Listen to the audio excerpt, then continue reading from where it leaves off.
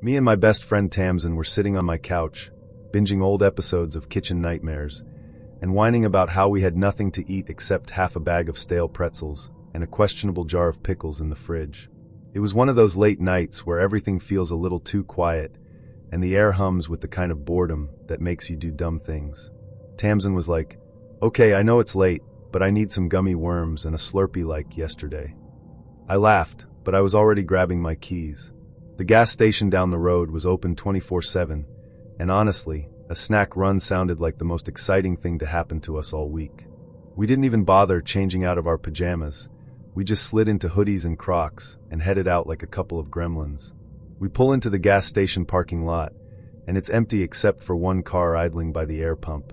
The flickering overhead light gave the whole place a weird, liminal vibe, but we were too focused on sugar to care.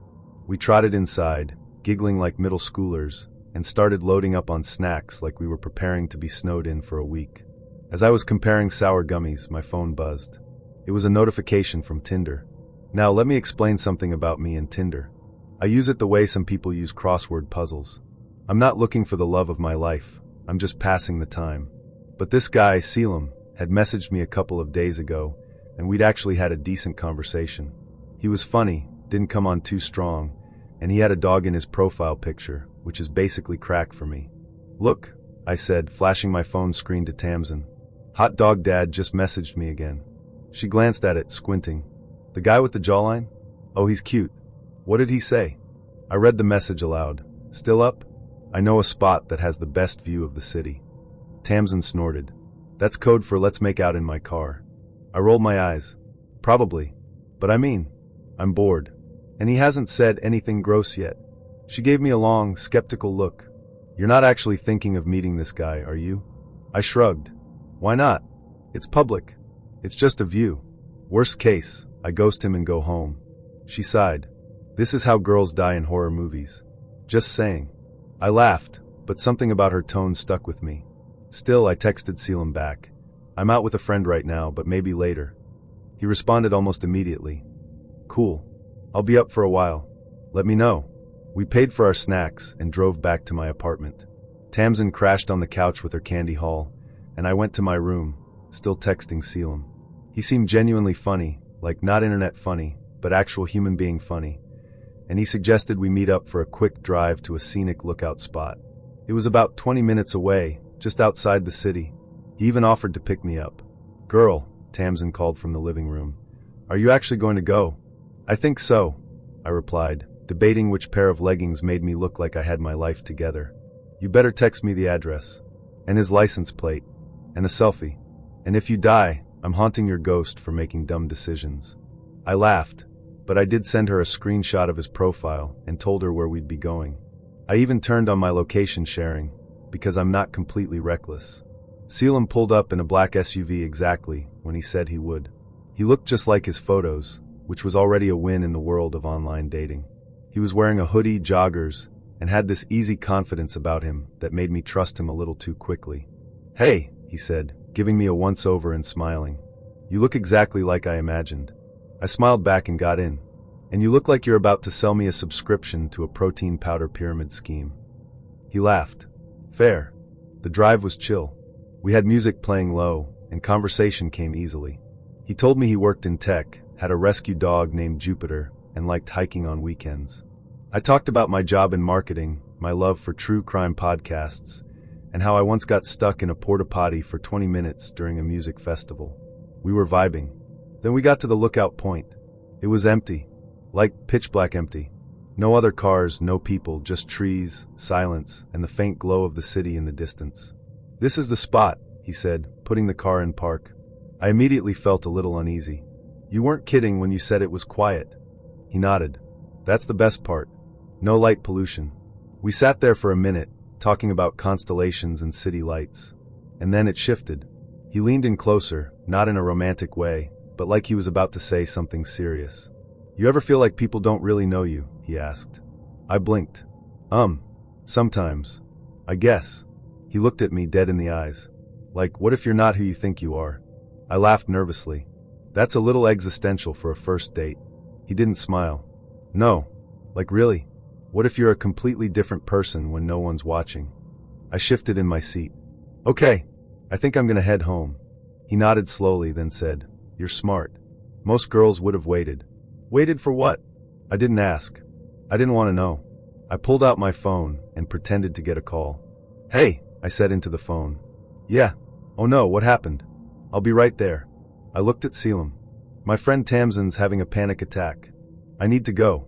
He stared at me for a second longer than was comfortable. Then he smiled. "Of course," he said. "I'll drive you." The ride back was silent.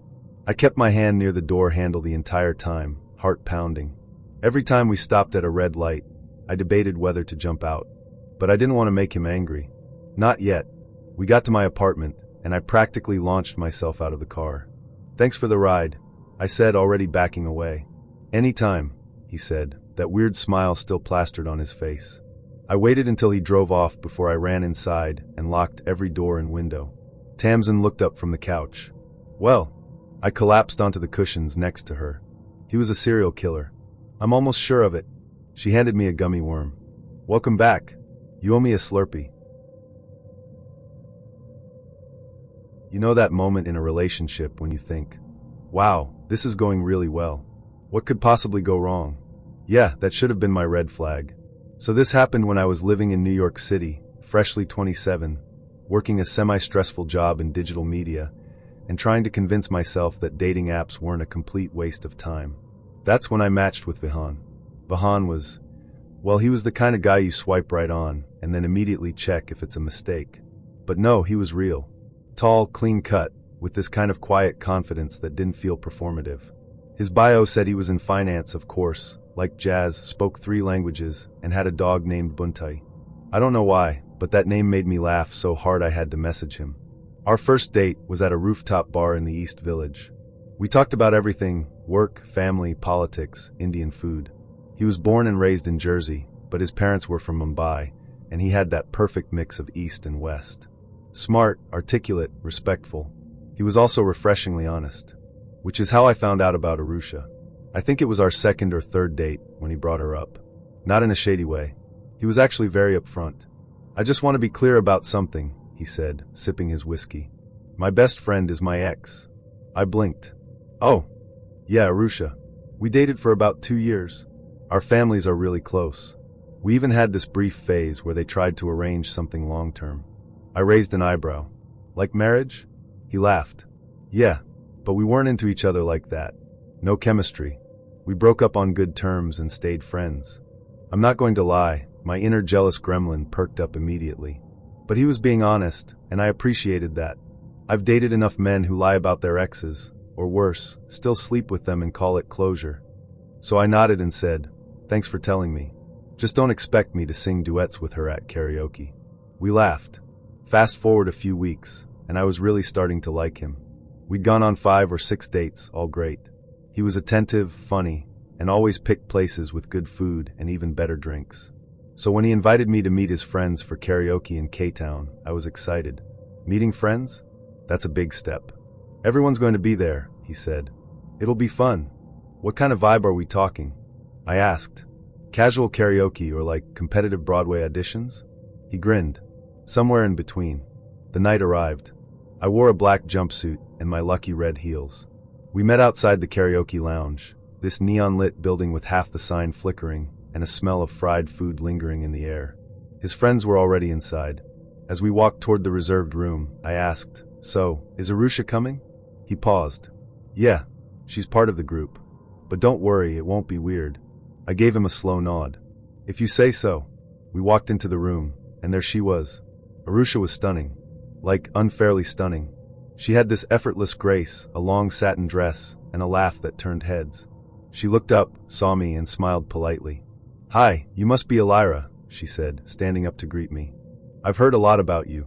I smiled back, trying not to let my insecurities show. "All good things, I hope." She laughed. "Of course." Vihan introduced me to everyone, his college roommate, 2 co-workers, a cousin, and a few others. The room was buzzing, tequila shots were already making rounds, and someone had queued up ABBA on the screen. I tried to settle in. I really did. I even sang Dancing Queen with Leora, one of the girls who seemed nice. But the entire time, I could feel Arusha and Vihan vibing in this weird, unspoken wavelength. You know when two people communicate without speaking? Yeah, that. At one point, Arusha got up to sing A Whole New World, and Vihan immediately jumped up to sing with her. I'm not kidding. They had harmonies. The room was clapping, and everyone thought it was adorable. And to be fair, it was. If they were still dating. I laughed along, pretending I wasn't slowly dying inside.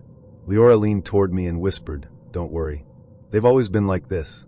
They're basically siblings." I nodded, but something about that made it worse. We left around midnight. Vihan walked me to my Uber, and I finally said it. "So, that wasn't weird for you?" He looked confused.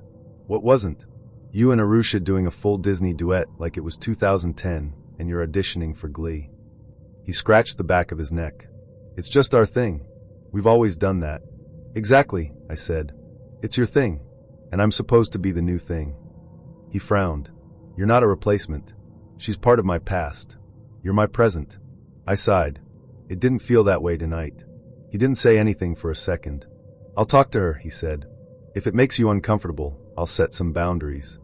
I nodded, but my gut told me it wouldn't be that simple. We kept seeing each other for another couple of weeks. But the Arusha shadow never fully left. She was always there, at parties, dinners, birthdays. I don't think she was trying to sabotage us. I think she genuinely didn't see a problem. But I did. The final straw was a group trip to the Hamptons. Vihan invited me last minute, and I was excited, until I found out Arusha was coming too. I pulled out at the last second. He called me that night. "I get it," he said. "You're not comfortable, but Arusha's going to be in my life. If that's a deal breaker." I didn't answer right away.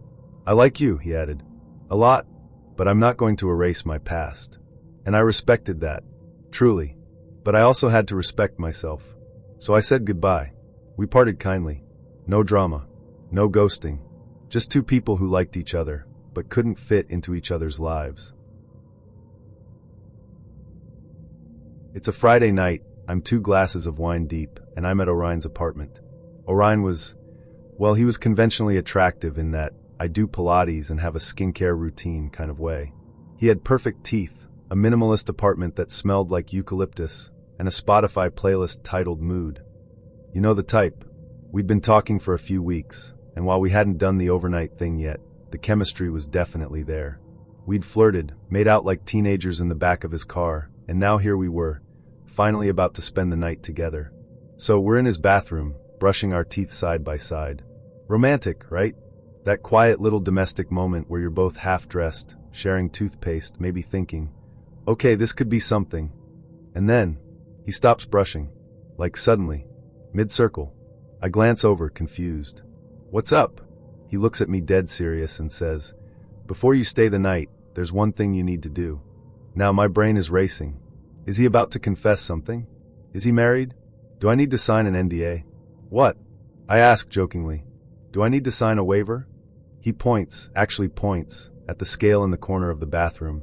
"Step on that." I blink. Slowly. "I'm sorry, what?" "The scale," he repeats, like we're talking about a Netflix recommendation. "Just real quick." I laugh, thinking he's kidding. He has to be. This is a joke, right? Wrong. He just stands there, waiting, like this is a normal part of the sleepover ritual. And now I'm standing there, toothbrush in hand, half naked, wondering if I accidentally signed up for an audition to be his girlfriend/fitness project. I try to laugh it off. "Wait, is there a weight limit to your bed I should know about? Like, am I going to fall through if I'm over 140? He shrugs. "No, I just like to know." Oh, he likes to know. Like it's a stat on a dating profile. Name, height, hobbies, body fat percentage.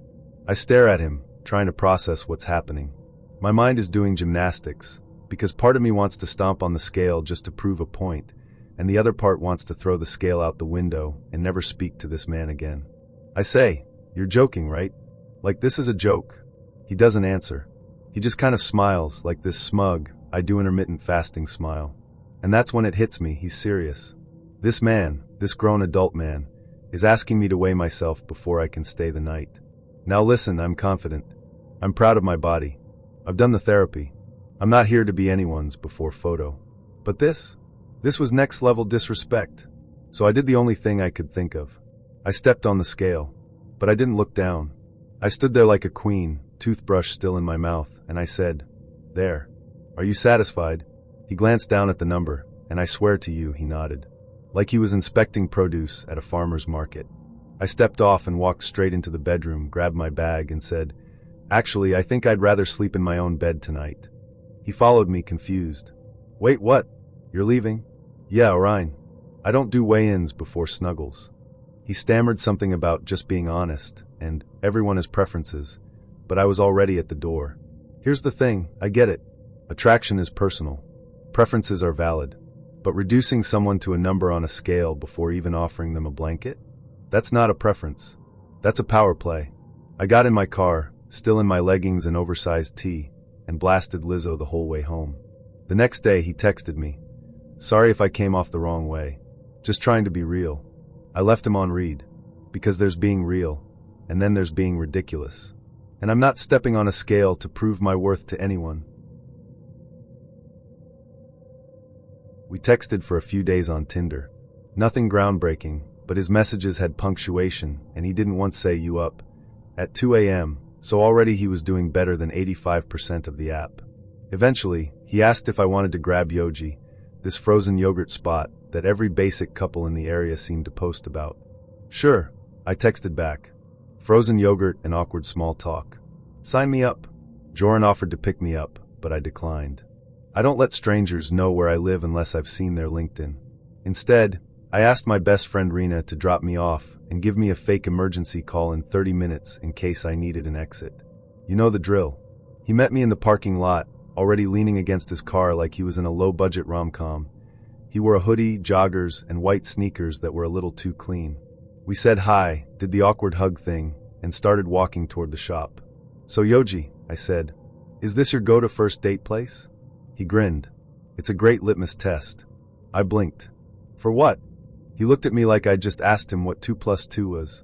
"The cup size." I laughed. "Excuse me?" He nodded toward the counter as we walked in. "Small cup. You're normal. Middle cup. You're either really hungry or trying to impress me.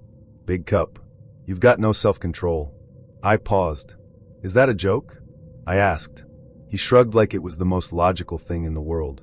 "Just how I see it." I smiled politely and made a mental note. Giant red flag, disguised as a yogurt cup. We got inside, and I grabbed the small cup. Not because of his comment, but because I genuinely didn't want a stomachache later. He grabbed a medium and immediately started piling it with matcha swirl, cookie dough bites, and a mountain of mochi. I went with classic vanilla and strawberries. Simple, understated, non-controversial. We sat down at a tiny table by the window, and for a moment, I thought maybe things would level out. Maybe he just had a weird sense of humor. Maybe the cup comment was a one-off. Spoiler, it wasn't. "So," he said, looking at my cup like it had personally offended him, "you really went with vanilla?" "Yeah," I said. "What's wrong with vanilla?" He smirked. "It's just boring. Like, you don't want to try something new." I raised an eyebrow. "I came here to enjoy dessert, not audition for Top Chef." He laughed, but it didn't quite reach his eyes. "So what do you do?" he asked. "I'm in marketing," I replied. "Mostly digital campaigns." He leaned back. "Oh, so like you make ads?" "Kind of. It's more about strategy and analytics, figuring out what works, what doesn't." He nodded slowly, then said, "So you get paid to trick people?" I blinked. "To what now?" "You convince people they need stuff they don't." I set my spoon down. "Well, when you put it like that, you make it sound evil." He shrugged. "Not evil. Just manipulative. But I respect the hustle." I forced a smile. "Thanks." He took a big bite of his yogurt and chewed like it was gum. "You ever think about doing something more meaningful?" I tilted my head. "Like what?" "I don't know. Something that actually helps people. Like therapy or teaching."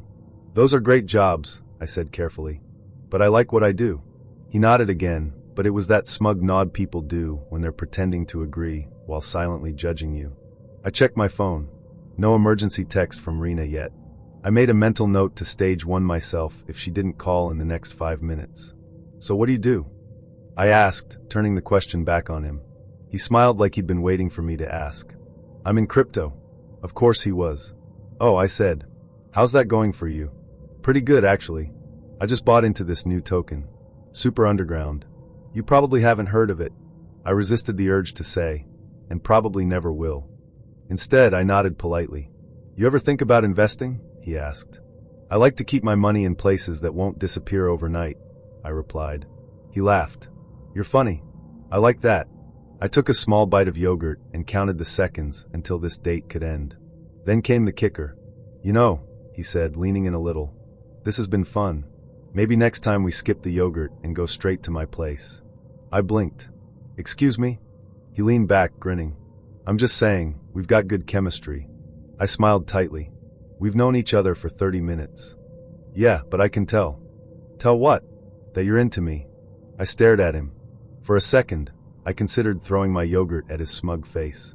But that would have been a waste of $6 and perfectly good strawberries. Instead, I stood up. This was enlightening, I said. But I think I'm good. He looked genuinely surprised. Wait, really? Yeah, I said, grabbing my purse. Turns out I have self-control after all. I walked out, head held high, ignoring the way he called after me with a weak, "Hey, I was just joking." Rena was already circling the block when I texted her. I slid into the car and let out a breath I didn't realize I'd been holding. How was it? She asked. I stared straight ahead. If I ever go out with someone who talks about yogurt psychology again, please stage an intervention. She burst out laughing. You owe me details. Oh, you're getting the full breakdown. And I gave her the play-by-play while we drove to get real dessert from the diner down the street. Moral of the story? Don't trust anyone who judges you based on your yogurt cup size. I didn't expect fireworks, but I also didn't expect to feel like I was on a date with a Twitter troll in human form. Let's rewind a little. I met Maurik on Hinge. His profile was aggressively normal. One hiking pic, one blurry group photo where he was the least attractive guy, and one mirror selfie in a fitted shirt that screamed, I know my angles. We matched because I was bored and he made a joke about oat milk that was actually kind of funny. Low bar? Maybe. But dating in New York will humble you fast. We went out for drinks in the East Village. The bar was warm, dim-lit, and loud enough to make you lean in a little, which would have been sexy if the man across from me didn't radiate. I only watch YouTube videos about male self-improvement. At first, I thought he was just reserved. He asked me some decent questions, what I did for work, where I grew up, what I liked to do for fun. But halfway through my second drink, I realized something unsettling. This man hadn't said one nice thing to me. Not a single compliment. Not even a throwaway, you look nice tonight. Now, I don't need to be drowned in praise. I'm not asking for a Shakespearean sonnet. But when you've spent the last 45 minutes talking about how your ex was too emotional and how you value logic over feelings, maybe a you look good wouldn't kill you. Instead, he gave me this. You're intense. I blinked. Is that a compliment? He shrugged. Depends how you take it. Oh, one of those. The conversation veered into weird territory fast. He told me he thought therapy was a scam, that astrology was a tool women use to avoid accountability, and my personal favorite, that he believes most people live in delusion, especially women in their late 20s. I was halfway through my drink, fighting the urge to throw it in his face, when he said, You're different though. You think more like a guy. I set my glass down. Is that supposed to be flattering? He nodded. Totally. You're not all emotional like the others. Yup. There it was. The backhanded praise wrapped in casual misogyny. My favorite. I should have left then, really. But some sick part of me wanted to see how deep the rabbit hole went. Spoiler, it went all the way to hell. We wrapped up the date with an awkward side hug. No kiss, thank God. I didn't even want him to know what scent my perfume was. I went home, blocked his number, and figured that would be the end of it. Oh, sweet summer child. 5 days later, I get a DM from him on TikTok. We weren't following each other. He had to search me. I debated not opening it, but curiosity is a disease and I am terminal. It was a video of some sweaty guy in a baseball cap ranting about how women are emotional creatures who expect their boyfriends to be therapists. The guy talked about how women cry for attention, how they weaponize their feelings, and how men shouldn't have to decode them. And Maurik's message? Thought you might find this interesting. I stared at it for a full minute. Then I laughed. Then I screamed into a pillow. There's something so deeply unhinged about a man who won't compliment you in person, but will go out of his way to send you digital proof that he thinks women are defective. I didn't respond. I just blocked him again. But for the next hour, I spiraled. Was I crazy for expecting basic kindness? Was it too much to want someone to say, Hey, you looked really pretty the other night, instead of you think like a guy. Is this what passes for flirtation now? I FaceTimed my best friend Rena, who listened to the whole story with wide eyes and a glass of wine. He sent you a misogynist TikTok instead of texting you, she asked. Yep. That's worse than ghosting. I almost wish he'd ghosted. She leaned back. I'm sorry, babe. That's not a man. That's a walking Reddit thread. I laughed. I just don't get it.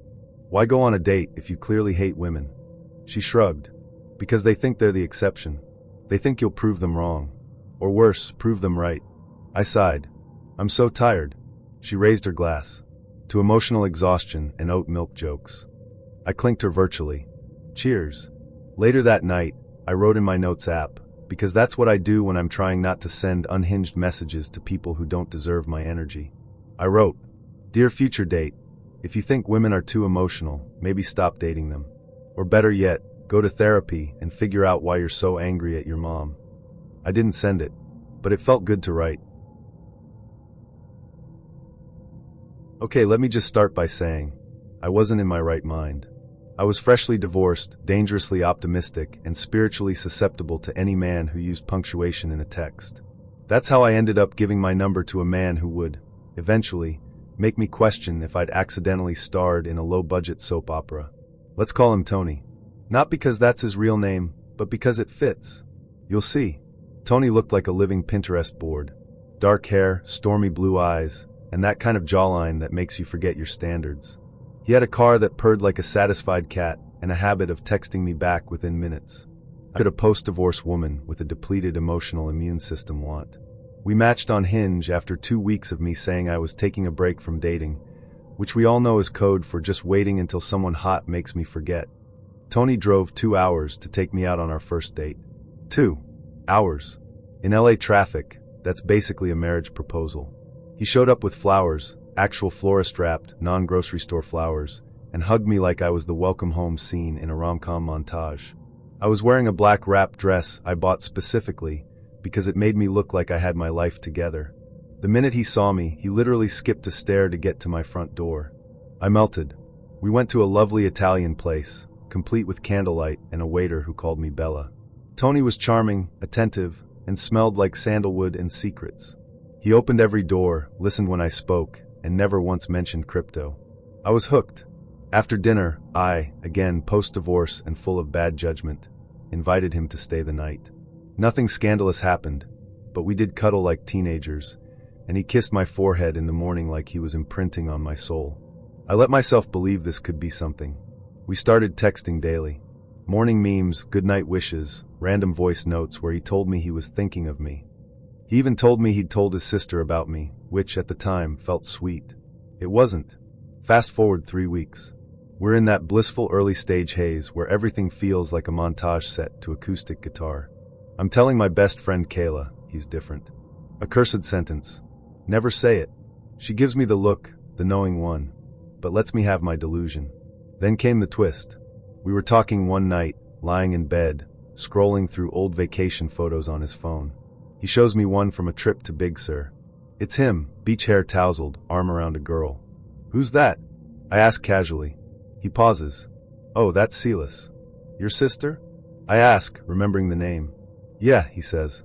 But something's off. His voice is too fast, too practiced. Wait, I say, zooming in. She looks familiar. He shrugs. I mean, maybe you've seen a picture or something. I nod. Maybe. But that night, I don't sleep well. Something itches at the back of my brain. The next morning, while he's in the shower, I do what no therapist would endorse. I search her Instagram. Not because I don't trust him. Okay, no, exactly because I don't trust him. And there it is. A post, 1 week ago. Caption. The best weekends are spent with you, Blackheart, #soulmate, #love you forever. It wouldn't be weird, except the photo is of her and Tony. At the same restaurant where he had our first date. Same table. Same damn flowers. I scroll. The comments are full of heart eye emojis, and you two are perfection replies. I freeze. I click her profile. It's public. She has highlights labeled B and anniversary. I click. I click again. It's all him. Kissing her cheek. Holding her hand. A video of him singing to her in the car. I recognize the song. He sent it to me last week. I feel sick. He walks out of the bathroom, towel around his waist, whistling. Morning, he says, leaning down to kiss me. I dodge. Is Silas your sister or your girlfriend? I ask, phone still in my hand.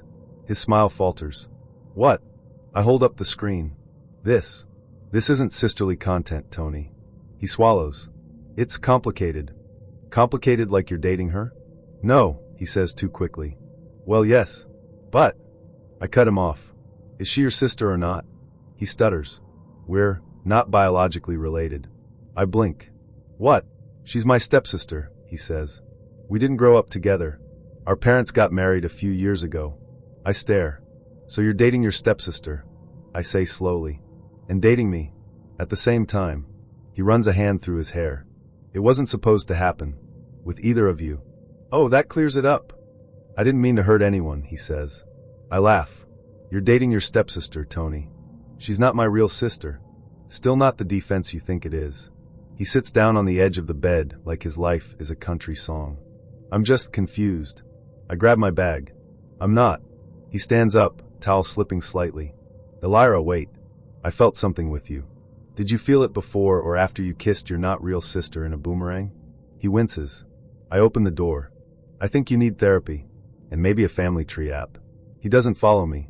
I get in my car, drive 20 minutes, then pull over and scream laugh into the steering wheel for a solid 5 minutes. Later, I call Kayla. You were right, I say. She sighs. What happened? He's dating his stepsister. There's a pause. What? And me. But mostly her. She's silent for a second. Then, girl, what is your life? I don't know. I'm retiring. I'm done. I'm joining a convent. No more dating. She snorts. You'd last 5 minutes. I mean it this time. You said that after the guy who made you Venmo him for gas money. Okay, but this is worse. I don't even know how to rank this. We sit in silence for a second, then she says, at least it wasn't his biological sister. Please hold. I need to go scream into a pillow again. We matched on Bumble, which already meant I had to message first. I said something casual. So, what's your go-to comfort meal? He replied with an entire paragraph about homemade risotto and how he learned to cook it during a dark time in his life, which he'd be happy to tell me about over drinks. I should have known then, but I didn't, because I'm an optimist. Or a fool. Pick one. We met at a cozy bar in Silver Lake. It had moody lighting and a cocktail list with names like Sage Against the Machine and Velvet Regret. Byron was already sitting at a booth when I arrived, sipping club soda and looking pensively at a wall plant. Hi, I said, sliding into the seat opposite him. He looked up, eyes wide. You're gorgeous. Thank you, I said, pleasantly surprised. He smiled. It's just, you look like someone who's been through things. I blinked. Like trauma? He nodded, sincere. Yeah, but in a beautiful way. Oh, so we were opening with trauma bonding. Bold. I laughed politely and changed the subject. So how's your week been? He sighed, long and dramatic. Honestly tough. My ex moved out last Friday. Oh, I said, reaching for the menu. Recently single, then? We broke up 6 months ago, he clarified.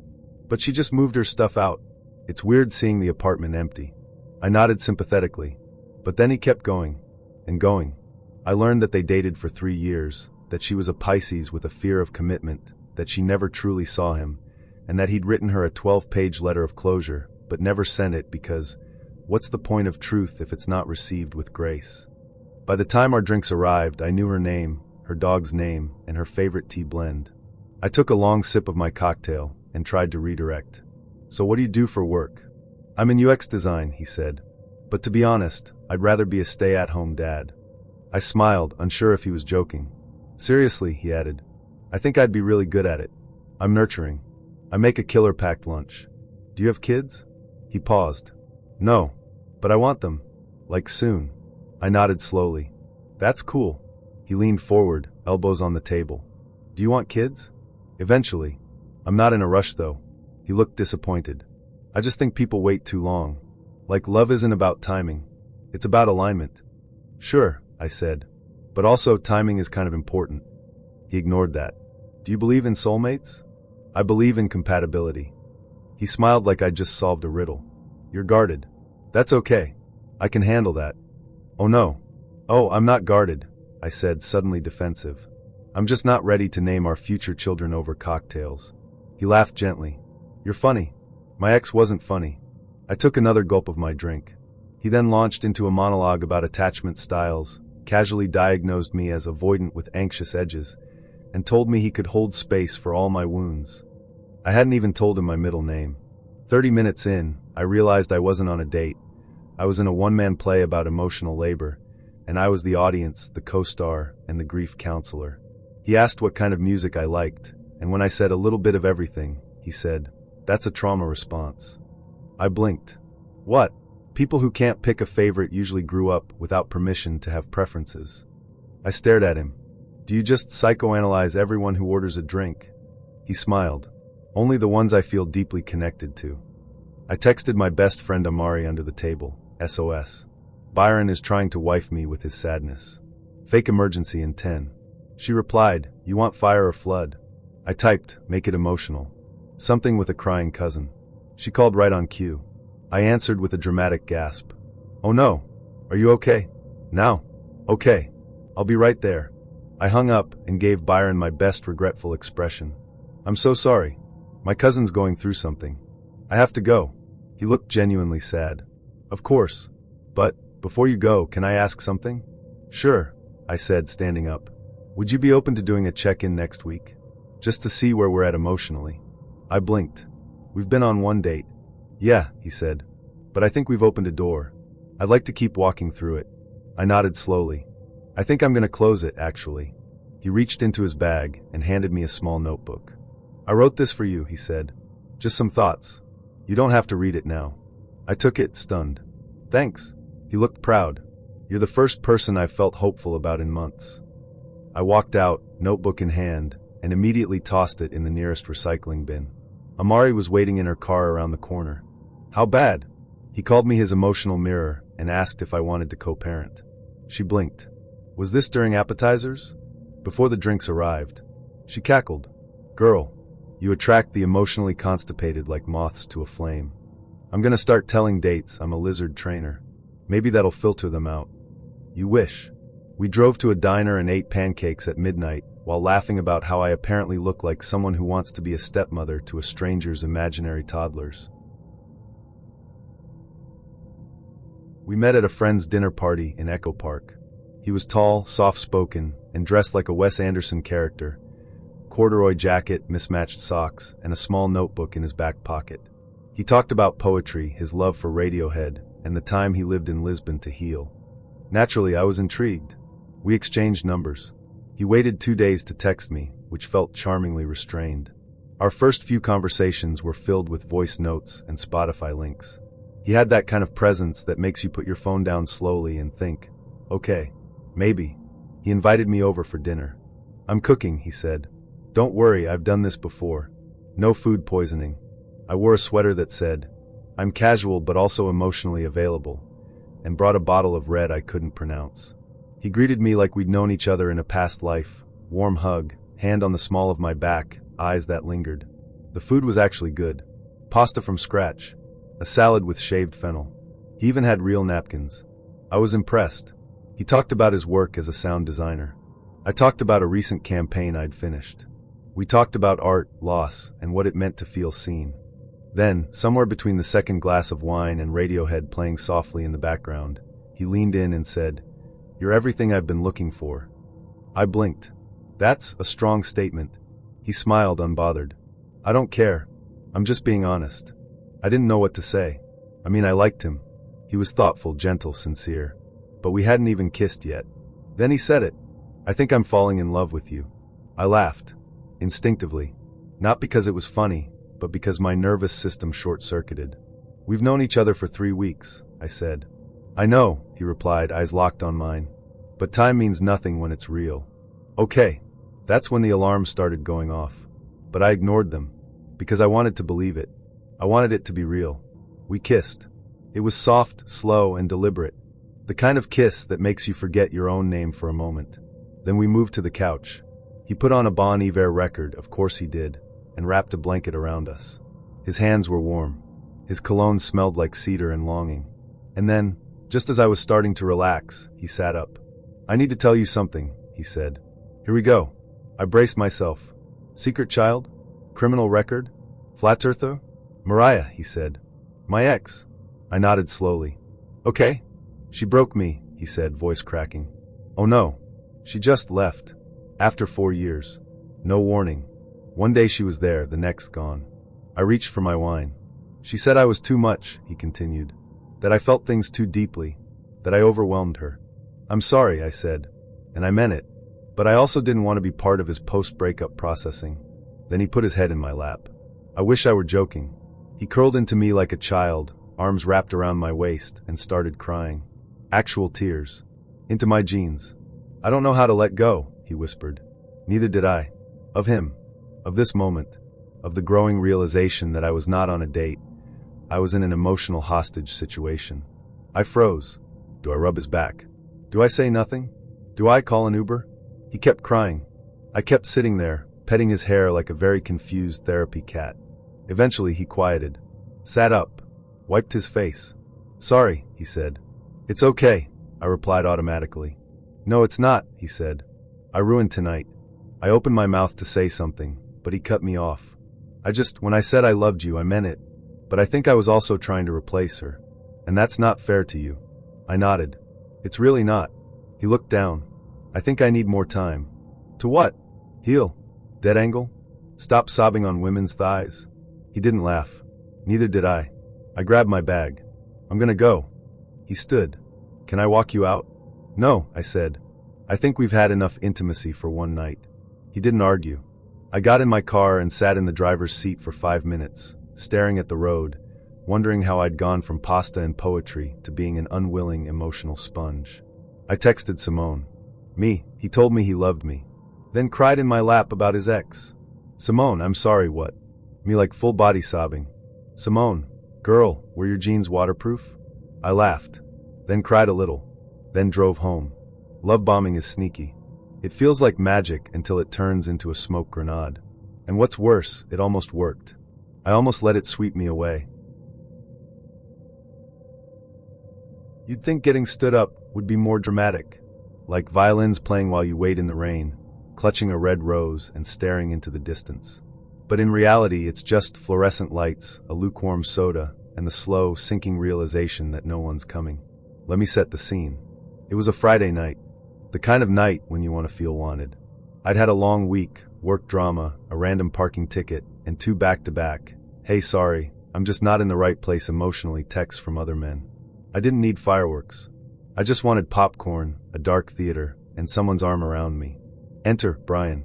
Brian was a maybe. This might go somewhere guy. We'd matched on Hinge, messaged for 2 weeks, and exchanged a few voice notes. He worked in real estate, had a dog named Tonka, and said he loved Wes Anderson films. I figured that last part meant he could sit through a movie without checking his phone every 5 minutes. That was enough for me. We agreed to meet at the AMC in Burbank for a 7:30 showing of a new artsy horror flick. He suggested it. Let's be weirdos together, he'd texted. I've got the tickets. Just bring yourself. I liked that. I got dressed in what I call my cute but comfortable uniform, high-waisted jeans, a cropped sweater, and boots that said I didn't try too hard, even though I did. I did my makeup with the hope of being kissed in the dark and not looking like a raccoon after. I even added perfume. A little spritz behind the ears. Just in case. I arrived at the theater at 7:20 p.m. No Brian. No big deal. I was early. I bought a soda because I didn't want to commit to popcorn just yet. You never know if it's a dinner and movie date or just a movie. I sat on the bench by the ticket kiosk, checking my phone every 2 minutes. No texts.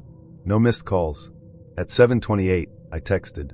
Hey, I'm here, smiley face. Nothing. The movie started at 7:30. I waited. 7:32. 7:35. 7:40. Still nothing. People streamed into the theater. Couples. Friends. A woman in a leather jacket with a giant tub of popcorn and zero shame. I admired her. I checked my texts again. Still no reply. I called him. It rang once. Then voicemail. I sat there, staring at the screen, feeling every molecule of awkwardness settle into my skin like dust. At 7:45, I made a decision. I bought myself a ticket. Walked in. Alone. Sat dead center in the middle row, like I had someone meeting me any minute now. I left the seat next to me empty just in case. I even angled my body toward it slightly, like I was expecting someone. Like this was all still going according to plan. The movie started. It was weird. Artsy. A woman screaming in a forest while a violin screeched in the background. Normally I'd be into it, but I couldn't focus. My brain kept rewriting the scene. Maybe he got in an accident. Maybe his phone died. Maybe he's outside trying to find me. Maybe. And then a man slid into the seat next to me. Not Brian. Just a guy. Alone. Holding a giant cherry Coke and a bag of peanut M&Ms. I said nothing, but he leaned over and whispered, "This the new Cronenberg?" I nodded. He smiled. "Cool. Haven't seen a movie solo in a while." I forced a smile and turned back to the screen. 15 minutes in, he leaned in again. "You like horror?" I nodded again. He gestured toward the screen. "This director's got mommy issues, for sure." I clenched my teeth. "Can we not?" He blinked. "Sorry. Just making conversation." I turned slightly away from him. He stayed quiet for about 5 minutes. Then, "You here with someone?" I didn't answer. He chuckled. "Or not." I sighed, then shot back. "Are you?" He grinned. "Touché." The rest of the film was a blur. Something about grief and body horror and shadow people. I caught maybe 40% of it. The rest of the time, I was fighting back the burn behind my eyes and the pressure in my chest. After the movie, I walked outside into the cold night air. People were laughing, holding hands, talking about plot twists. I stood by the exit for a minute, checking my phone one last time. Still nothing. No call. No apology. No sorry, I messed up. Nothing. I went home and texted my best friend Simone. Got stood up. Bought my own ticket. Watched it alone. Creepy guy sat next to me. Simone, oh my god. He asked if I like horror. I said yes. The irony. Simone, I will personally hex Brian's entire bloodline. Thank you. I sat on the edge of my bed, still wearing my makeup, still smelling like hope and disappointment. That's the thing about getting stood up. It's not just about the person not showing up. It's about the version of you that did. The one who got dressed. Who cared. Who believed. That version of me deserved better. The next morning, I woke up to a text. From Brian. "Hey, sorry. Something came up. Let's reschedule." That was it. No explanation. No apology. Money's weird in dating, always has been. We pretend it's just background noise, but it's not. It's the soundtrack, the tempo, the entire mood sometimes. And nothing makes that clearer than the moment someone weaponizes it. Enter Kellen. Kellen was one of those guys who seemed like he had it together. Clean cut in a low-effort way. First date? Pretty solid. We met at a wine bar in Highland Park. He talked a little too much about his ex, but in a way that felt more like processing and less like red flagging. I let it slide. He paid for the drinks, walked me to my car, and sent a follow-up text that made me smile. Had a great time. Let's keep the momentum. Date 2. Dinner. Sushi spot in Silver Lake. He ordered too much, didn't touch half of it, and talked about his job like it was a calling. I found out he made 6 figures and lived alone in a 2-bedroom apartment. I also found out he had a therapist, which, in LA, is the equivalent of saying you floss. Necessary, expected, but not especially impressive. He paid again. I didn't offer. Not because I expect it, but because he'd insisted when we made the plan. My treat, he'd said. I'm old-fashioned like that. I figured we were off to a decent start. Not fireworks, but something warm with potential. Then came date 3. We met at a bistro. Casual, mid-range, nothing fancy. We split a bottle of wine, shared a charcuterie board, and everything was fine, until the check came.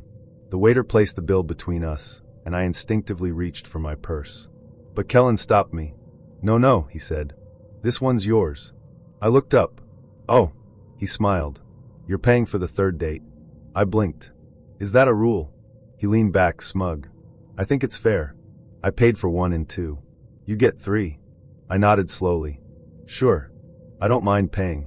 But, can I ask, why say it like that? Like what? Like it's a transaction. He shrugged. I just think relationships should be equal. I tilted my head. We're not in a relationship. He laughed. Not yet. The tone? Off. The smirk? Smug. The vibe? Completely shifted. I paid the check. No problem. I've covered plenty of dates. But something about the way he handled it, it felt like a test. Like he was waiting to see if I'd hesitate. Fail. Disappoint him. Spoiler, I didn't. But the night spiraled fast. We walked back to my car and he said, "I like that you didn't make a big deal out of it. Some women get weird when you ask them to contribute." I raised an eyebrow. "Contribute?" He nodded. "It's just, dating's expensive. Women expect men to do everything. Pay, plan, drive. It's exhausting." I paused. "I didn't expect you to do anything." He smirked. "But you let me." Oh, there it was. This wasn't about fairness. This was about keeping score. I didn't say anything. Just unlocked my car. He leaned in. "You want to come back to mine?" I laughed. "Not tonight." His expression shifted. "Why not?" "I'm tired. And not in the mood to contribute anymore tonight." He stepped back, offended. "Wow. Okay." I got in the car and drove away. I didn't hear from him for 3 days. Then he texted, "Hope we're still good." I felt like things got weird after dinner. I left it unanswered for a while. Then finally, "We're fine. Just not compatible." He replied, "Because I asked you to pay?" I didn't respond. Because no, it wasn't the money. It was the tone, the entitlement, the way he made me feel like I was being evaluated for ROI. I talked to my friend Amari about it later that week. "You ever notice how men like that pretend they want equality," she said, "but only when it benefits them?" I nodded. "It's like, when they pay, they expect something. When we pay, they think it's justice." "Exactly," she said. "But it's not about money. It's about control." And she was right, because I would have happily paid for dinner. But not to buy my place in his mental spreadsheet. Not to prove I was worth dating. Not to pass his weird little test. Dating isn't an invoice. It's not a checklist. It's not about who pays for the third date. It's about whether you feel respected. And I didn't. So I left. And I've never once regretted it. There are bad first dates, and then there are irritation of the eyelid, can't see out of one eye, woke up on a litter box bad first dates. This was the latter. I met Jordan on a dating app called Tinder. Yes, the one and only. To be fair, the first half of the date was great. We met at a casual cocktail bar in Los Feliz. He ordered a mezcal drink named Ashes to Agave. I got my usual gin and cucumber situation. He made me laugh. I made him snort. We shared fries. He asked thoughtful questions and didn't once mention crypto or his ex. A rare unicorn. Around 10 p.m., he casually asked, "Do you want to come back to my place for tea?" Now, I'm not new here. I know that tea is code. But I liked him. And it wasn't a sketchy vibe. So I said yes, with the caveat that I'd probably dip early. But he hesitated. "Actually, my apartment's a mess. My cat's just got over a stomach bug. Would you mind coming to yours instead?" Pause. "Cats?" I asked. He shrugged. "Yeah, 6 of them. All rescues." 6? I tried to keep my face neutral. "That's a lot of cats." He laughed. "It's kind of a long story. But they're chill." We ended up going to his place anyway, because I was already curious, and I also wanted to make sure he wasn't one of those they're chill guys whose cats were actually feral gremlins. We arrived at a nondescript building in Echo Park. The hallway smelled faintly of old takeout and jasmine incense. He opened the door, and I immediately understood the magnitude of my mistake. The scent hit me first. A sharp cocktail of litter box plus Febreze plus something. Sour? The lights were dim, the floors were covered in mismatched rugs, and every visible surface was occupied by a cat. Or cat hair. Or both. "Welcome," he said, stepping over a scratching post. I stood at the entrance like I was being asked to walk into a haunted museum. One of the cats immediately jumped onto the back of the couch and stared at me like I owed it rent. "They're friendly," he said, casually brushing a hairball off a cushion. "This one's Marzipan. That's Professor. The small one is Trash Baby." "Trash Baby?" She was found in a dumpster. Ah. I took off my shoes and instantly regretted it. The floor felt textured. I prayed it was just litter pebbles and not something more biological. We sat on the couch. He handed me a mug of rooibos tea and started telling me the story of how he'd rescued each cat. 20 minutes in, I had counted 6 cats, 3 litter boxes in view, and 0 air purifiers. That's when the sneezing started. I don't usually have allergies, but something about the combination of dander, incense, and mystery fuzz set off a chain reaction. My eyes watered. My nose itched. I was blinking like I had a secret Morse code to send. "Are you okay?" he asked. Totally, I lied, rubbing my left eye. Just a little tickle. He scooted closer. You're cute when you're congested. I smiled, trying not to inhale. One of the cats leapt onto my lap. Its tail twitched dangerously close to my tea. Oh, that's Clementine, he said. She only likes women. Clementine sneezed on my leg. By 1 a.m., I was lightheaded from trying not to breathe too deeply and slightly high off incense smoke. He kissed me. It wasn't bad. His beard was soft. His lips were warm. But the moment was interrupted by the distinct sound of hacking. Marzipan was vomiting into a houseplant. He didn't flinch. Hairball, he mumbled, then went back to kissing me. I pulled back. I think I should probably go. Stay, he said. I'll turn on the air filter. You have one. Somewhere. I paused. My car was parked blocks away. It was cold. I was tired. And despite the chaos, there was something weirdly cozy about being wrapped in a blanket burrito next to someone who didn't seem to mind that his apartment smelled like a petting zoo. So against my better judgment, I stayed. We fell asleep around 3 a.m., tangled awkwardly on a sofa bed that creaked every time one of the cats jumped on it. I woke up at 7 with one eye sealed shut. Like glued. I sat up and immediately felt it. The crust, the sting, the vision blur. Jordan stirred beside me. Morning, beautiful. I think your cats gave me pink eye, I said. He blinked. Wait, what? I pointed to my face. Does it look red? He leaned in. Oh, wow. Yeah, a little. I staggered to the bathroom, which, bless, had no mirror. I used my phone camera and gasped. My left eye was swollen, red, and oozing. I looked like a villain in a low-budget horror movie. He tapped on the door. I think Clementine had that last week. I opened the door slowly. You let me sleep in a house with a cat that had pink eye? I thought she was over it. Jordan. He shrugged. It's not contagious to humans. Clearly it is. I gathered my things, avoiding eye contact with every feline in the room. My eye throbbed. My dignity limped behind me.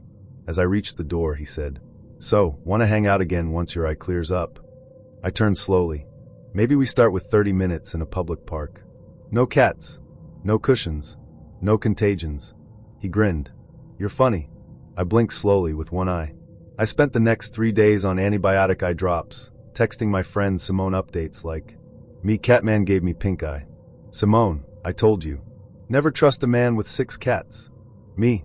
I look like someone tried to cast a demon out of my face. Simone, you need to sage your soul and your eyeball. Jordan texted once to check in. Hope your eye's better. Clementine misses you. I left him on read. Because here's the thing, I'm all for rescuing animals. I'm all for cat dads. But if your apartment smells like a biology experiment and your furniture is indistinguishable from a litter box, maybe don't invite your date to spend the night. And if you do, at least have eye drops on hand. I don't scare easily, not anymore. After a few years in New York, you learn to walk fast, look ahead, and keep your keys between your fingers like a tiny brass knuckle. But every so often, something still slithers under your skin in a way that says, this isn't just weird. This is wrong. That's what Yonkers was for me. Let me start from the beginning. I met Nate on a dating app, one only re-download when I'm feeling emotionally reckless. His profile was surprisingly normal. A little too normal, maybe. Smiling at a brewery, holding a dog that probably wasn't his. One photo with his niece, which may or may not have been bait. The bio was simple. 6 feet 1 inch, because apparently that matters. I make a mean lasagna and own too many jackets. He messaged me first. Points for that. Our conversation was fine. He wasn't hilarious, but he wasn't creepy either. He asked questions. He used full sentences. He didn't ask if I was DTF. Honestly, it was refreshing. After a few days of texting, he asked if I wanted to meet up for dinner. Sure, I replied. Where? His next message gave me pause. There's this amazing little spot I know. Super cozy, great food. It's in Yonkers. I blinked. Yonkers? Now, if you're not from New York, let me explain something. Yonkers isn't bad, but it's not exactly the place you go for a first date unless you live there. It's far. It's inconvenient. And for a woman who lives in Brooklyn, it may as well be another state. I responded with, that's a bit of a hike for me. Do you ever come into the city? He replied instantly. Not really a fan of the city. Too loud, too many people. You'll love this place though. I promise it'll be worth it. Something about that rubbed me the wrong way. Not the preference, some people hate Manhattan. But the inflexibility, the way he was so insistent. Still, I was curious. So I asked for the name of the restaurant. He dodged. It's kind of a hidden gem. I'll send you the address. Let's do 8 p.m. Now every alarm bell in my head was going off. But I didn't want to jump to conclusions. I've ghosted too many guys for smaller offenses, bad grammar, weird TikTok opinions, a suspicious number of gym selfies. I didn't want to be that girl. So I said yes. But I also sent the address to my friend, Simone. Me meeting a guy in Yonkers. Here's the location. If I go missing, tell Dateline I had good instincts but ignored them. Simone, girl. Me, I know. Simone, you want me to track your phone? Me, already shared my location. The day of the date, I wore something cute but practical. Jeans, boots, a fitted sweater. I carried pepper spray in one pocket and a portable charger in the other. I told myself I was being paranoid, that this was just a guy trying to show off a secret spot. I got off the Metro North at 7:40 p.m. It was dark, colder than expected. The address he'd given me was a 10-minute walk from the station, past the main drag, down a side street, and then off into a neighborhood that got quieter with every step. The restaurant wasn't lit up. In fact, it wasn't even open. I stood in front of the building, staring at the dark windows. There was a for lease sign on the door. Dust covered the awning. A plastic bag floated by like a ghost. I texted him. Hey, I'm at the address you sent. This place is closed. No response. I waited. 7:58 p.m. Nothing. 8:02 p.m. Still nothing. I looked around. The street was empty. No bars. No foot traffic. Just old houses, a few parked cars, and that awful pressing silence that makes you hyper-aware of your own breathing. I texted Simone. Me, the restaurant is closed. This doesn't feel right. Simone, what? Where are you? Me, same address. Nothing here. Simone, leave. Now. Are there Ubers? Me checking. I opened the app. No cars nearby. Of course. Then, I saw a car turn the corner and slow down. It was a black SUV. Tinted windows. No plates visible from the front. It stopped a few feet ahead of me. My heart dropped. The window rolled down. A man leaned out. Not Nate. You waiting for someone? He asked. I didn't answer. You Elira? Now I was really done. My name isn't exactly common. How did he know that? I stepped back slowly. Who are you? He gave a thin smile. Nate sent me. Said plans changed. I'm supposed to give you a ride. I turned and walked away without saying a word. I didn't run. Not yet. Just walked fast, phone in hand, keys ready. He called after me. Hey, wait.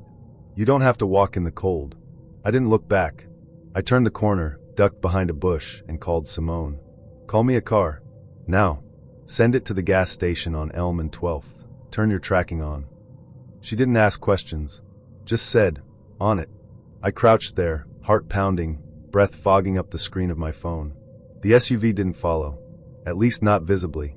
I stayed hidden until I saw the Uber headlights and ran to meet it like it was a lifeboat. The driver, a woman named Letitia, must have seen the panic on my face. You okay? She asked. Bad date, I said, voice shaking. She nodded. I've had a few of those. I didn't speak the rest of the ride. When I got back to Brooklyn, I finally opened my phone again. Nate had texted me. At 8:27 p.m. Sorry, something came up. Hope you're okay. I didn't reply. I blocked him. Reported him on the app. Then I sat on my bed, still in my boots, still shaking. Because here's the thing, I don't know what was going to happen. Maybe it was nothing. Maybe he really did flake and send a friend. Maybe I overreacted. But I've learned to trust that voice in my gut, the one that says leave before your brain catches up. Later that night, Simone FaceTimed me. You good? She asked. Now I am. Do we need to hex this man? I smiled.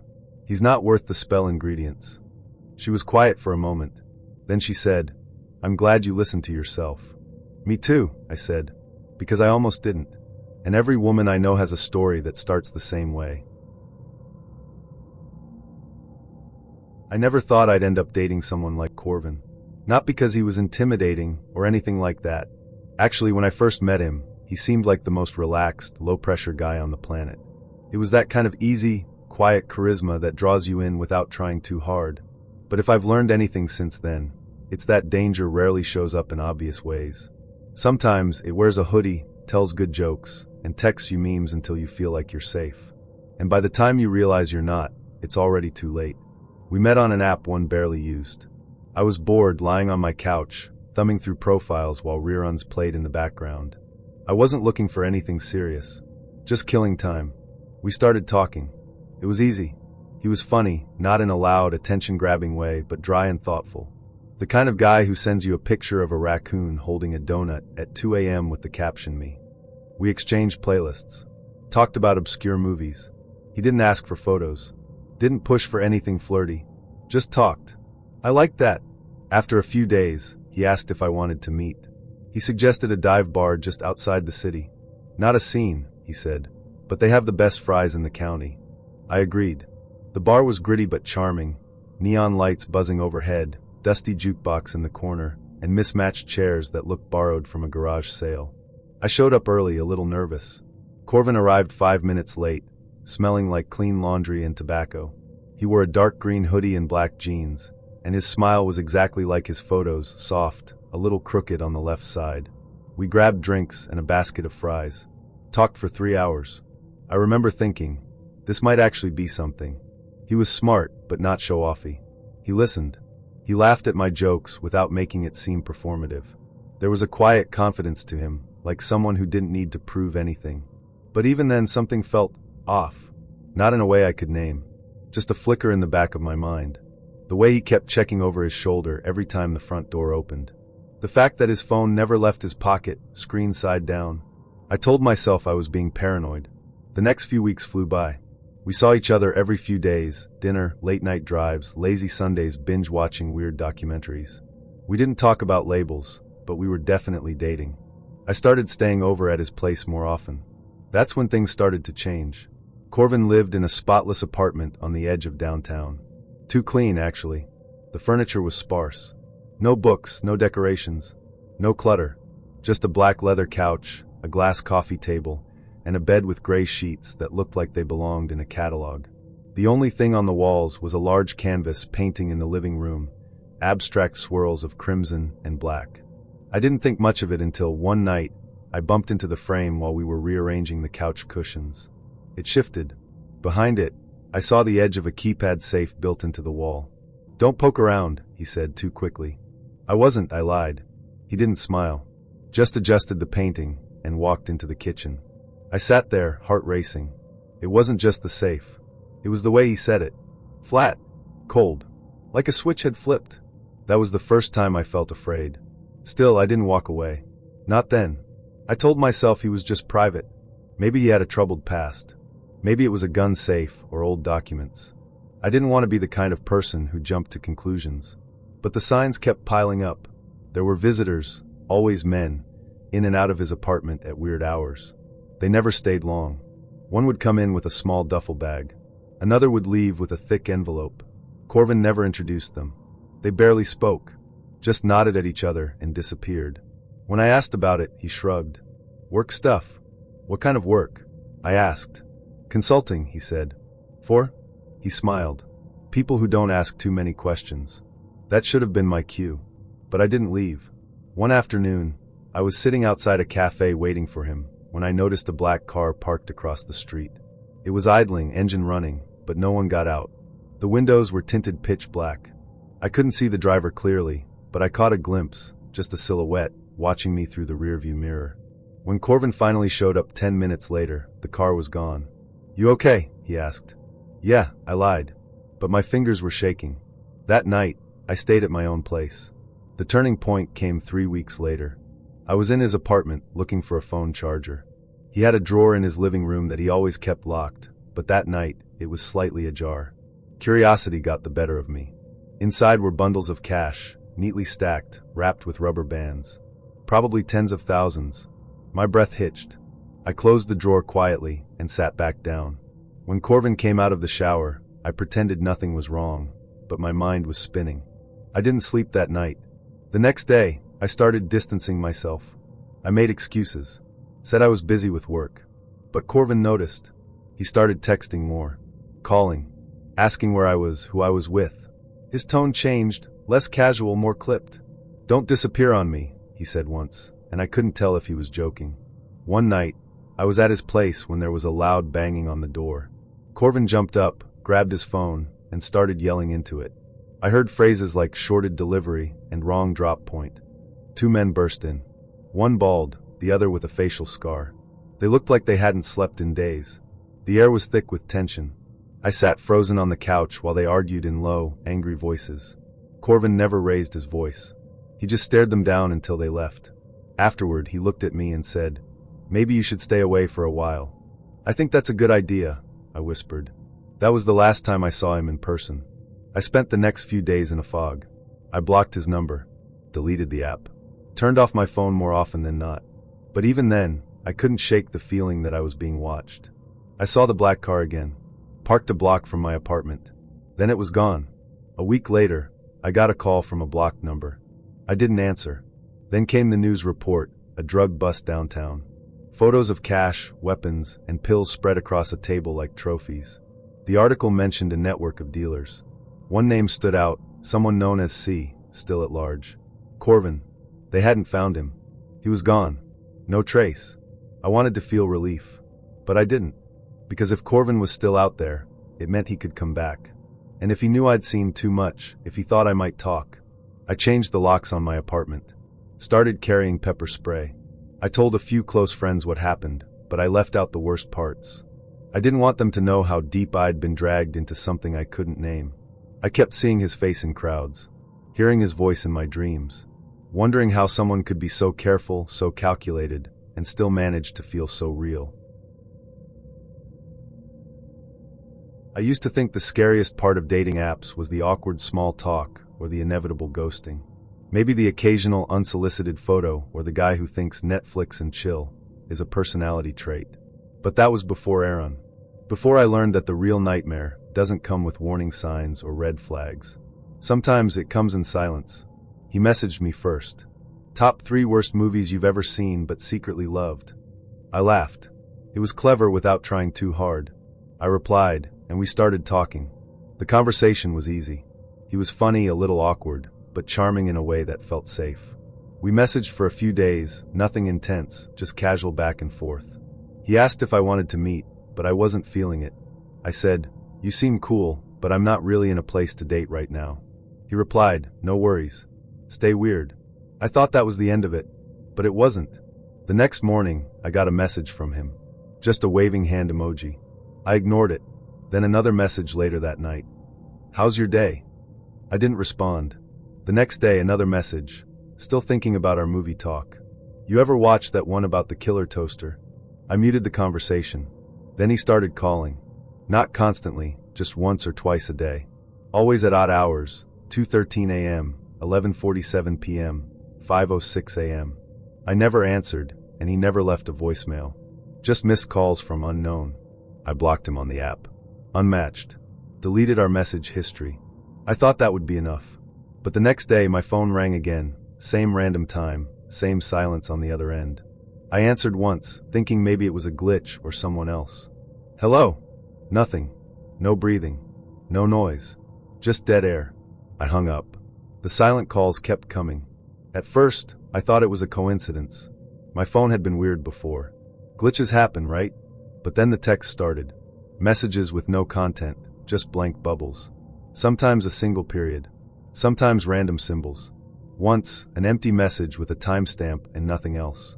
I started getting anxious every time my phone buzzed. Then one night, I got a message that changed everything. It was a screenshot of my location. Not just the city or general area, my exact street, building number, and apartment unit. My heart dropped. I knew it was real because I'd just gotten home, and the coordinates matched perfectly. I stared at my screen for what felt like forever. Then I turned off my location services, deleted the app entirely, and put my phone in airplane mode. I didn't sleep that night. I kept checking the windows, the locks, the shadows under the door. I didn't tell anyone at first. I felt ridiculous. How do you explain something like that without sounding paranoid? "Hey, remember that guy I talked to for like 3 days? I think he's tracking me through my phone."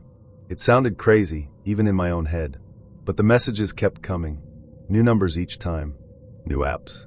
Sometimes I'd get a message on a platform I hadn't used in years. LinkedIn, Pinterest, even a forgotten Tumblr account from college. Always the same pattern, silence, symbols, dots, or just the word close. I tried resetting my phone. Wiped it clean. Changed my SIM card. Bought a second-hand burner phone and kept my real one off most of the time. But it didn't stop. One afternoon, I was sitting in a coffee shop near my office, trying to get some work done, when my phone buzzed. I checked the screen, new number. One image. It was a photo of me, taken from outside the shop window, looking in. I was sipping coffee, head down, completely unaware. My stomach twisted. I looked up, scanned the street, the sidewalk, every face. But no one was looking at me. No one stood out. It was like the photo had been taken by a ghost. I showed it to the barista. She didn't recognize the man I described. She hadn't seen anyone standing outside, taking pictures. I went to the police. They were sympathetic. Took down my statement. I showed them the texts, the photos, the call logs. But without a name or direct threat, they couldn't do much. Keep your phone off. Stay with friends. Let us know if it escalates. That was it. I went home and sat in my apartment, lights off, heart hammering. It wasn't just fear, it was helplessness. The feeling of being watched, followed, studied. But never touched. Never confronted. Like someone was playing a game I didn't understand, and I was the only one who didn't know the rules. That night, I got another message. This time, it was a video. It was short, just 10 seconds. It showed my apartment door. From the hallway. The camera zoomed in on the doorknob. Then cut to black. I moved out 3 days later. New place. New number. No social media. I only told a few people where I was. I stopped using dating apps altogether. I bought blackout curtains. Installed a security system. Started carrying a pocket knife. For a while, things got quiet. But then the messages started again. Different number. Just one word. Found. No photo this time. No threat. Just that word. Like he was reminding me that I was never really out of his reach. I still don't know how he did it. I never gave him my full name. Never shared my address. Never clicked on any sketchy links. I didn't download anything. I didn't overshare. I followed all the rules. And it didn't matter. Because Aaron, or whatever his real name is, wasn't just some obsessive guy who couldn't take a hint. He was methodical, patient, invisible. I've thought about going completely offline. No phone, no computer, no digital footprint. But it's not realistic. I have a job, a life. And even if I disappeared, would it matter? He found me once. He could do it again. Sometimes I wonder if I'm the only one. If Aaron's done this to others. If there's a pattern, a trail, a network of digital footprints he's been following. Or maybe I was just the unlucky one who said the wrong thing to the wrong person. I don't date anymore. I barely trust my own devices. I flinch when my phone rings. I check every unknown number against burner phone databases. I keep a log of every message, every call, every shadow. And I still sleep with the lights on. Because silence isn't just silence anymore. It's a warning. I don't even know where to begin. I still don't understand what happened. I've gone over it again and again, trying to make sense of something that refuses to fit into any version of reality I've known. So I'll just start from the last clear moment I remember. I was sitting in a booth at a small cafe downtown, waiting for Leora. We'd been talking for a few days on a dating app one rarely used, one of those niche ones for creative types. I signed up on a whim after a friend dared me to. I wasn't looking for anything serious. I wasn't even looking for anything casual. Mostly I was bored, and Leora was interesting. Her messages were thoughtful, weird in the best way. We talked about obscure films, the way certain smells bring back memories, and the merits of sleeping with the window open. She wasn't trying to impress me. She felt real. I told my roommate I was going to meet her, and I actually meant it, not just in the physical sense, but like I was on the verge of discovering something rare. We agreed to meet at a cafe I'd never been to, tucked between a bike repair shop and a laundromat. It was a weird little corner of the city I rarely visited, but it looked safe enough. I got there 10 minutes early and grabbed a booth in the back. It was the kind of place with mismatched furniture and chalkboard menus. I was sipping a lukewarm Americano when she walked in. Leora looked exactly like her photos. Soft features, short dark hair tucked behind her ears, and that same wrinkled gray sweatshirt. She smiled when she saw me, the kind of smile that makes you feel like you've already known someone for years. "Hey," she said, sliding into the booth across from me. "Hey," I replied, trying to play it cool while my heart thumped like I was 15 again. We talked for hours. About nothing and everything. She told me about a bookstore where the owner lets you take one book for free if you promise to write a poem inside the cover. I told her about the time I broke my wrist ice skating in July. Long story. Her laugh was soft and raspy, like it had been used often. She played with the edge of a napkin while she listened, folding it into tiny triangles. At some point, the sun dipped behind the buildings and shadows stretched across the floor. She looked at her phone and said she had to go, but that she'd message me later. I watched her walk out, watched her climb into a rideshare, and wave through the window. That was the last time I saw her. When I woke up the next morning, I had one of those headaches that feel like your brain is wrapped in gauze. I was on a couch I didn't recognize, in a room that smelled like bleach and artificial citrus. The furniture was bland, beige cushions, a coffee table with nothing on it but a water bottle and a book with a blank cover. No pictures, no posters, no clutter. It looked like a display unit pretending to be a real apartment. I sat up too fast. My head throbbed. I reached for my phone, but it wasn't on the coffee table. It wasn't in my pockets either. I checked under the cushions, behind the couch, in the kitchen drawers, nothing. My bag was gone. My keys were gone. I wasn't hurt, but my body felt heavy like I'd been sedated. Every thought came slowly, like it had to fight through fog to reach me. The blinds were drawn, but a sliver of light told me it was morning. Maybe mid-morning. I opened the front door, no chain, no lock from the inside. The hallway outside was empty. I didn't recognize the building. Everything felt wrong. Eventually, I found my phone in a drawer in the bedroom, turned off. When I powered it on, everything was normal except for one thing. My entire chat history with Leora was gone. Erased. Like she'd never existed. Her profile was gone from the app too. No trace, no old messages, no record of our date. I called my roommate, my hands shaking. He picked up on the second ring. "Dude, where the hell were you last night?" he asked. "You said you were grabbing coffee, and then you just disappeared." "I don't know," I said, and I meant it. I told him everything I could remember. The cafe. Leora. Waking up in the strange apartment. He thought I'd been drugged. Maybe I had. But nothing felt stolen. I still had my wallet. No charges on my cards. Nothing was missing, just time and her. I went to the police.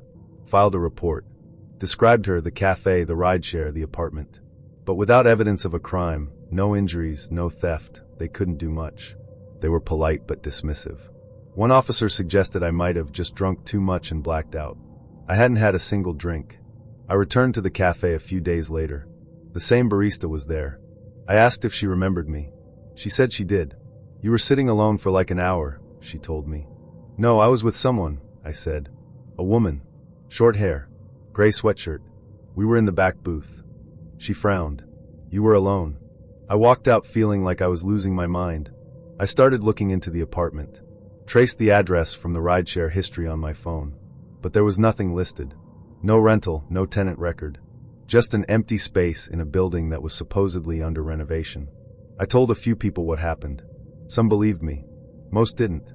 One friend said maybe I'd had a psychotic break. Another thought it was a prank.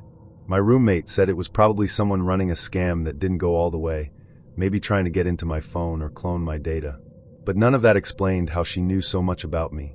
How she remembered the exact quote from a poem I posted online 5 years ago. How she knew my favorite film was one I'd only ever mentioned once, in a private message to someone else.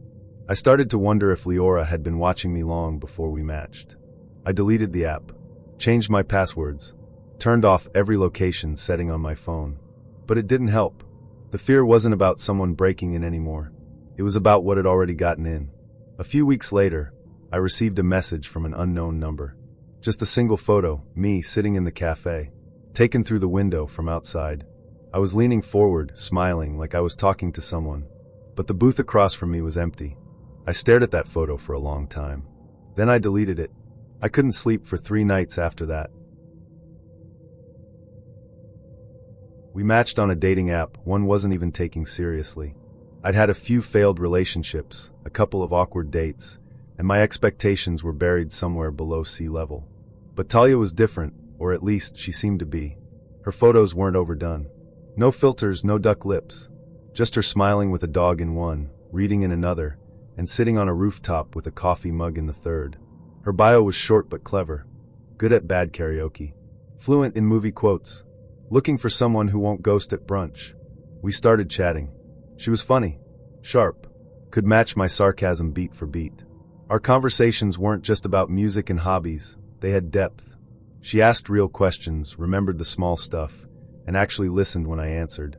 After a few days, we met up. We kept it simple, a walk through the park, coffee from a street vendor, then sitting on a bench as the sun dipped lower behind the skyline. In person, she was even more magnetic. She talked with her hands, laughed easily, and had this way of looking at you when you spoke, like she was really there. I hadn't felt seen like that in years. The first few dates were great. Normal. Comfortable. We watched movies at my place, cooked dinner together, even went thrift shopping one weekend. It felt like we were building something, not too fast, not too slow. Just right. Then everything flipped. It started with a question, innocent on the surface. Are you still talking to other people on the app?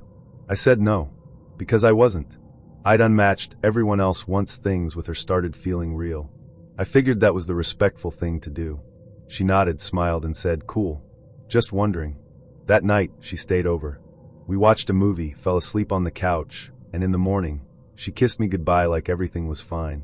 But within 48 hours, my world started to unravel. It began with a message from a woman I didn't know. It popped up on my Instagram, then again on Facebook. Hey, just a heads up, you should be careful. Talia sent me screenshots of stuff you said to her. Not okay, man. I blinked at the message for a full minute. Screenshots? I asked what she was talking about. She sent me one. It showed a chat thread, my name, my profile photo, and a string of messages I never sent. Sexual stuff. Aggressive. Manipulative. At first, I thought it was a mix-up. Maybe someone was impersonating me. Maybe it was an old account I forgot about. But the messages looked like they came from my current profile. Same username. Same photo. Same bio. Then the video leaked. It was on a Reddit thread I got linked to by a friend. A short clip titled, "This is what you're up against, ladies." It was me, sitting on my bed talking, saying things I couldn't remember ever saying. The lighting was weird. My voice sounded slightly off, but the words were unmistakable. I was admitting to things I never did. It looked real, but it wasn't. The video had been edited cleverly, spliced together from clips I'd sent Talia on Snapchat or during FaceTime calls. Casual stuff where I was joking, venting, talking freely. She'd cut it all together, rearranged the order, and changed the context. I tried reaching out to her. She didn't answer. Then she blocked me.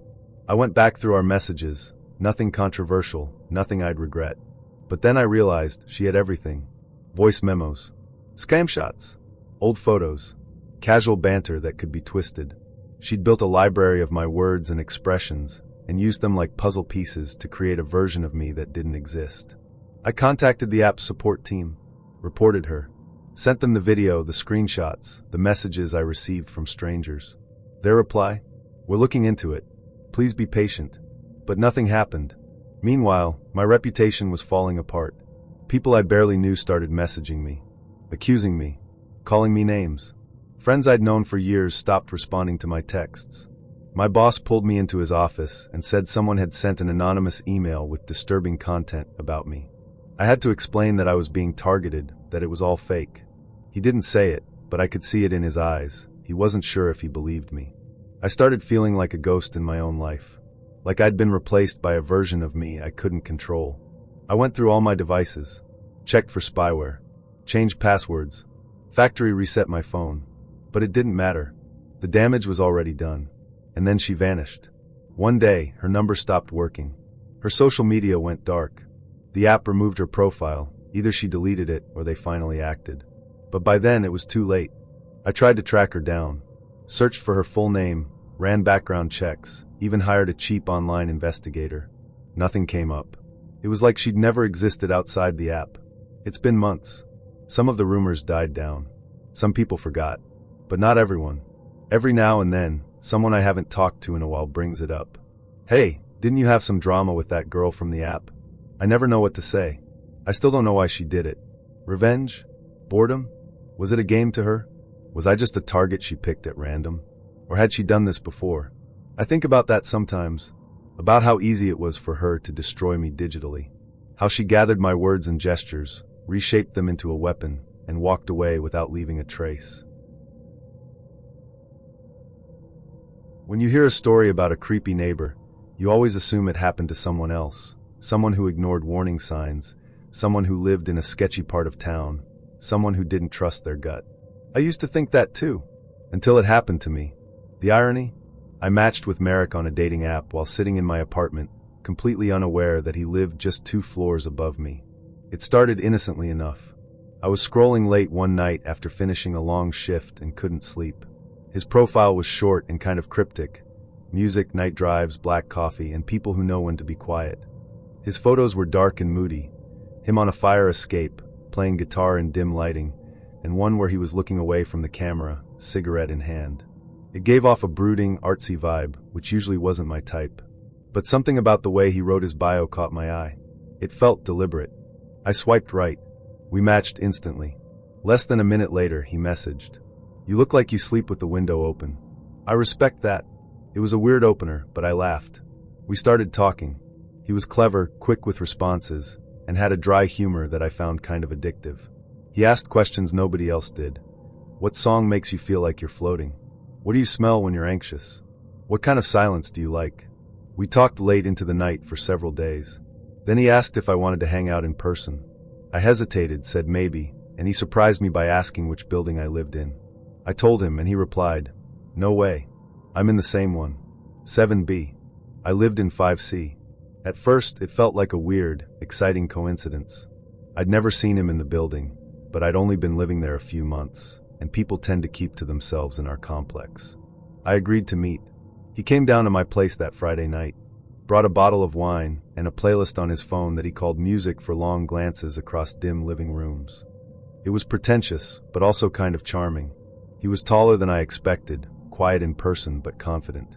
The conversation flowed easily, and after a couple of glasses of wine, we ended up on the couch, limbs tangled, music low in the background. Nothing happened beyond a few heated kisses and some close breathing, but I remember feeling his hand on my lower back, just under my shirt, and how his fingers moved like he was trying to memorize me. It was intense. When he left later that night, without pushing for more, I found myself strangely disappointed. We started seeing each other casually after that. He'd text late at night, and I'd find myself opening the door in pajamas, letting him in without much thought. He was respectful at first, never stayed the night, never touched anything in my apartment without asking. But he was also observant. Too observant. He started commenting on things I hadn't mentioned. "Did you sleep in the blue shirt last night? You looked peaceful." I hadn't posted a photo of it. I'd worn it to bed alone. "You changed your shampoo. The coconut one smells better." He hadn't been over in a week, and I never told him. I brushed it off. Maybe he was just perceptive. Maybe I was overthinking it. But then I started noticing small changes in my apartment. A drawer slightly open when I knew I'd closed it. My favorite mug in the wrong cabinet. The window in the bathroom unlatched. I tried to convince myself I was being paranoid, that it was forgetfulness. But one night, I came home late from work and found my bedroom light on. I never left it on. I asked Merrick if he'd come by. He said no. Said he'd been at a friend's place all night. I wanted to believe him, but my gut was screaming. So I tested him. I placed a piece of thread on the inside edge of my apartment door, barely visible, taped in a way that it would fall if the door opened. Then I left for a weekend trip to visit my sister. When I returned, the thread was gone. Nothing was missing. Nothing was damaged. But someone had been inside.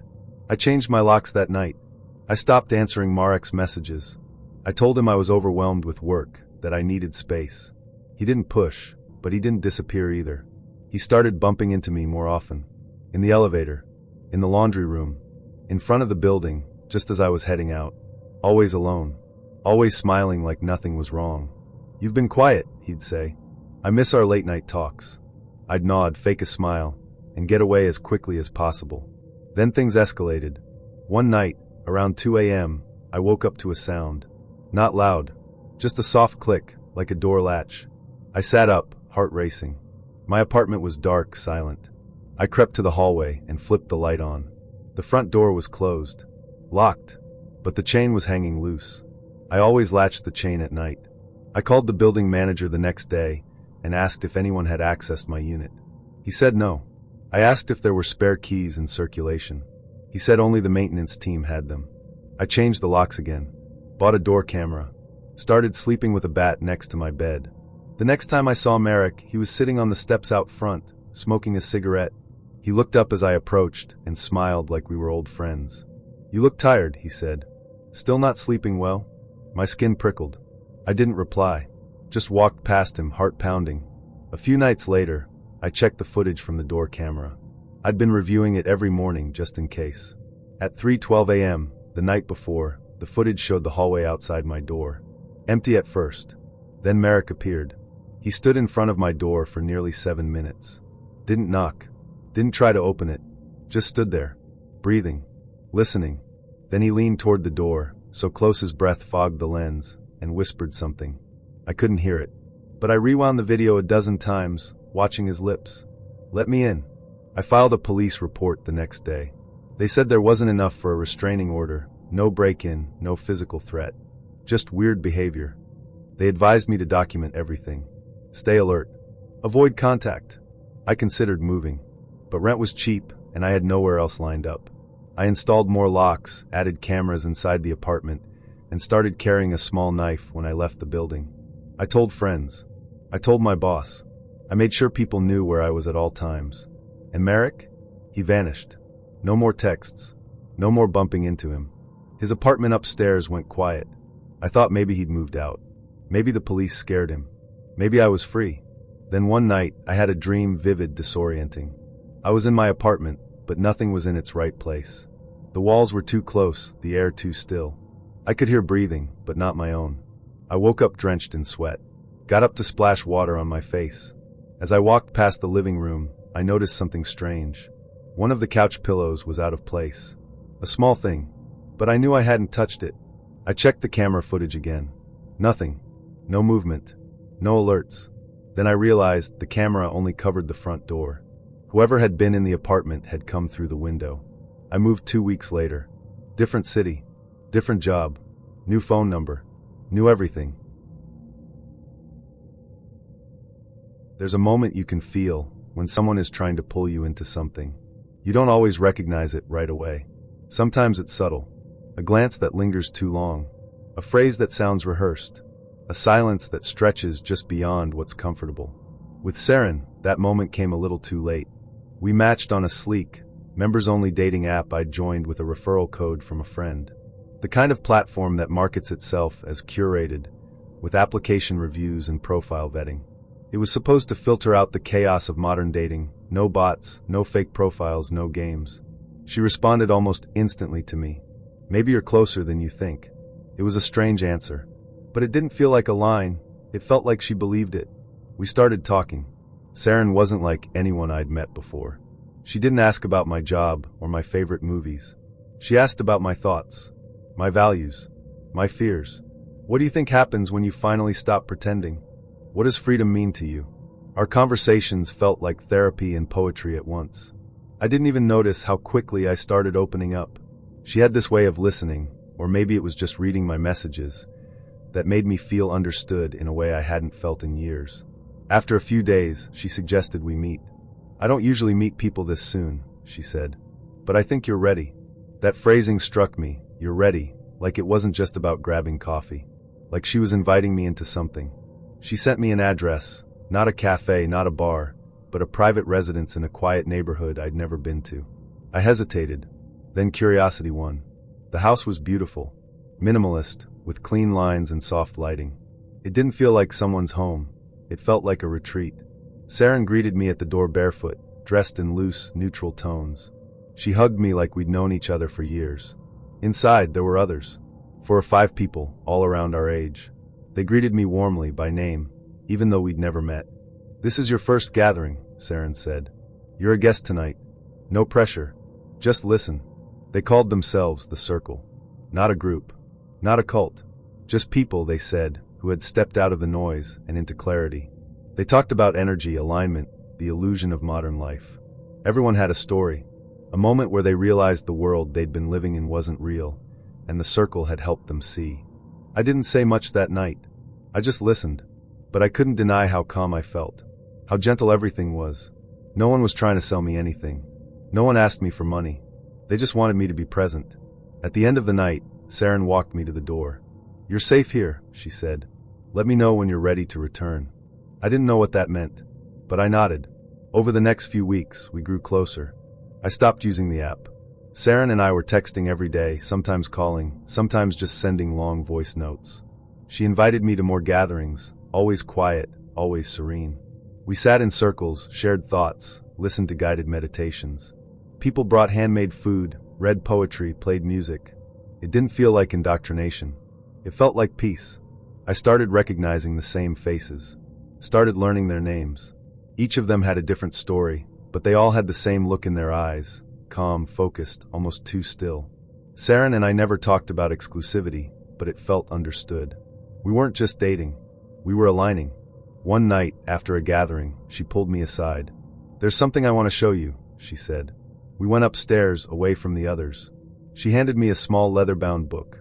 Inside were handwritten notes, quotes, reflections, diagrams. At the center was a symbol I'd seen before, subtly etched into the wall of the house, embroidered on a pillow, tattooed on someone's wrist. "This is the inner path," she said. "It's not for everyone, only those who choose to go deeper." I asked what it meant. "It's about truth," she said. "About letting go of who you were made to believe you are. It starts with surrender." I didn't know how to respond. The word surrender echoed in my head. "I think you're ready," she said. Again, that phrase. I took the book home. Read it cover to cover. It was philosophical, almost spiritual, but not religious. It talked about disintegration of false identity, energetic unburdening, and sacred alignment. Beautiful language, vague meanings. I started feeling off balance, like I was being asked to trust something I couldn't name. I asked Saren if I could take a break, from the gatherings, from the book, from all of it. She didn't argue. She just said, "Of course. But remember, noise is seductive." That stuck with me.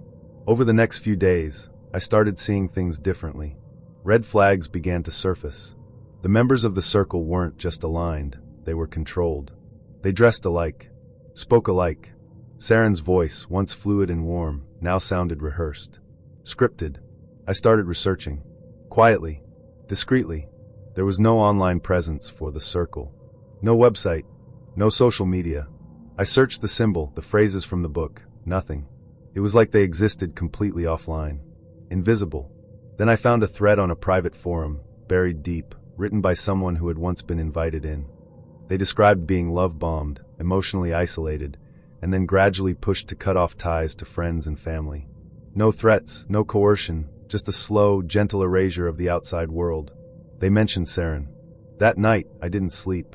The next morning, I checked my phone. Dozens of messages. From Saren. From others in the circle. "Where are you? We missed your energy last night. You're drifting.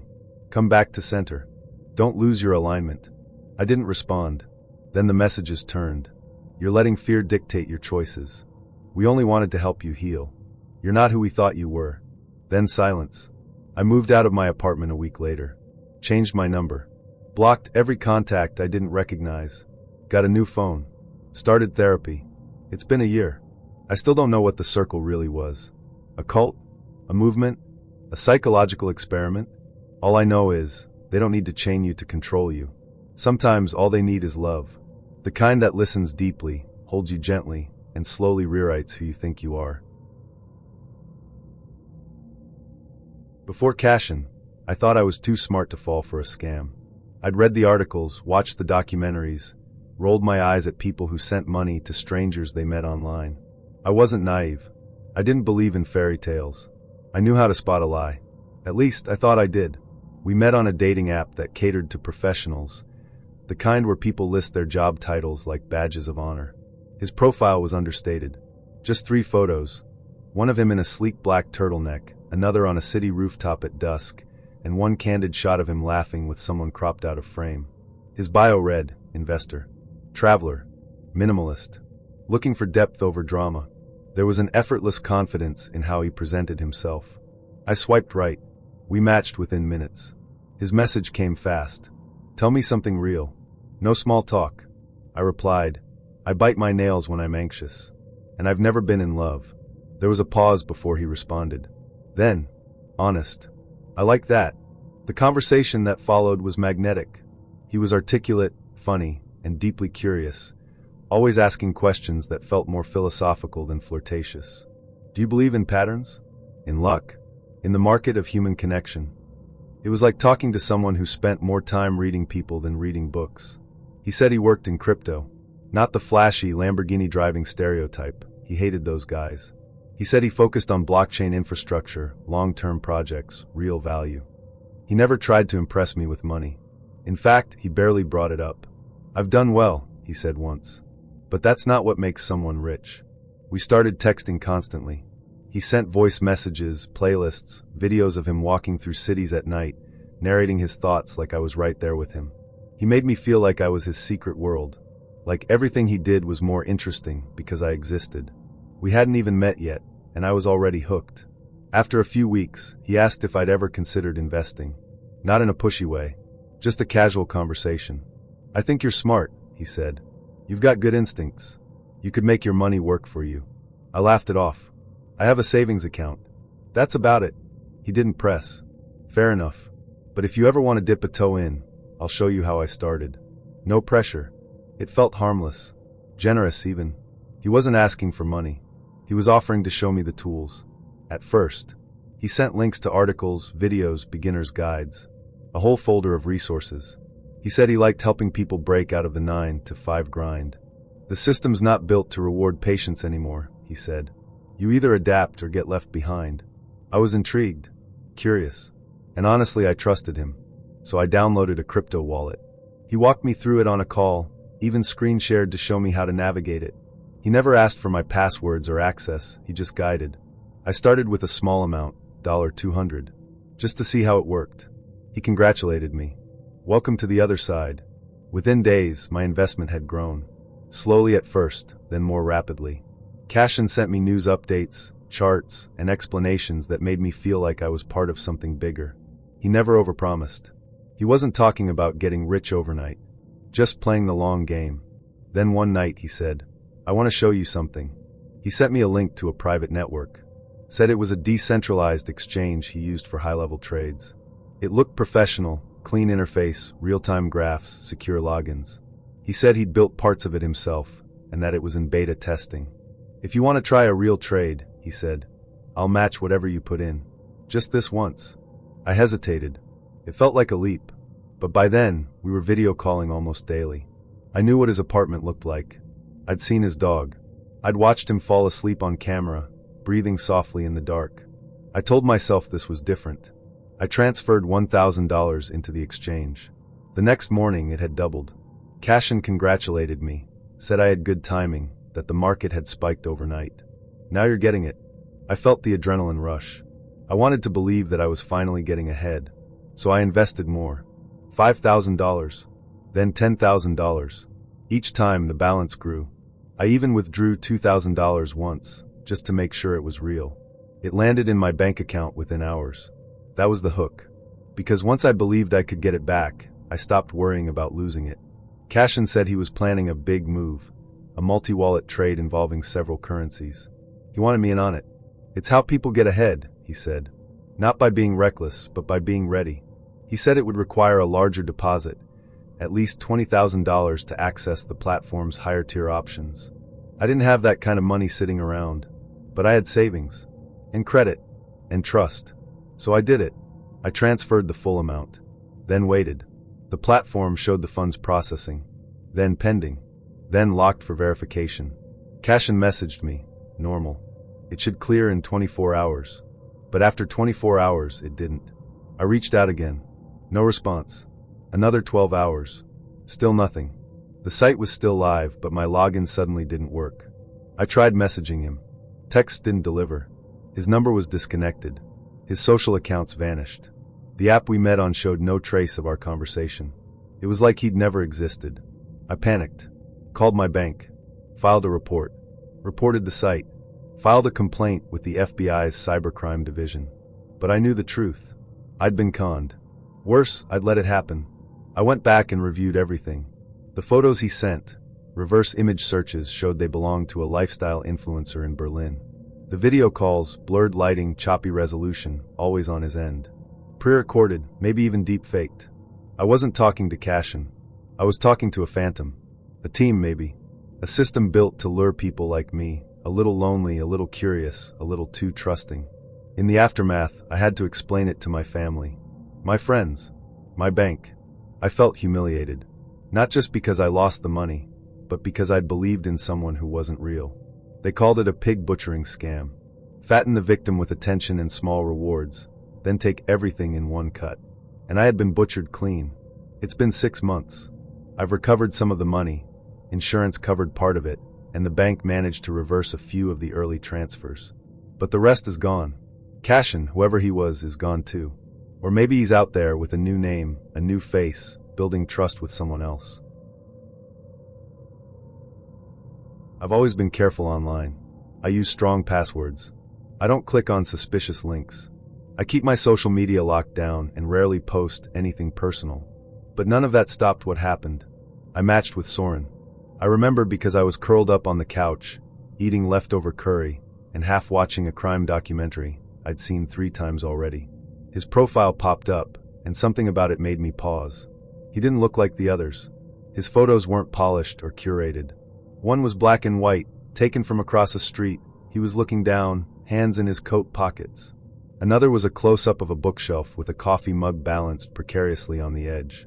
His bio was short. I like silence between songs. Show me your dimmest light.